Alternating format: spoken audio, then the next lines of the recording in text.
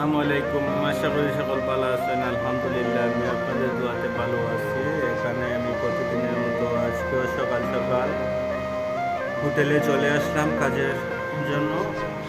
সকাল 6টা থেকে একটানা কাজ করতে হয় দুপুর 3টা পর্যন্ত, 3টা থেকে 5টা পর্যন্ত রেস্ট, আবার 5টা থেকে রাত 1টা পর্যন্ত ডিউটি। অনেক লম্বা, প্রায় 20 ঘন্টার মতো।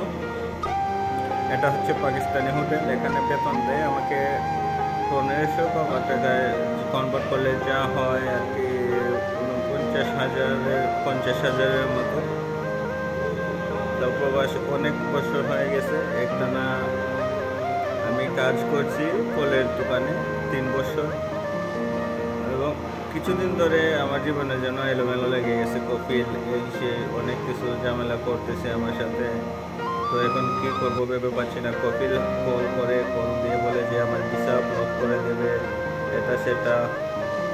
তো আমি আর এসব কান দিই না। আমার মনে হয় ভিসা ক্যান্সেল করে যদি দেয় তাইলে সৌদিতে যতদিন থাকতে পারি এমনিতেই থেকে যাব, আর কোনো ভিসা লাগাবো না।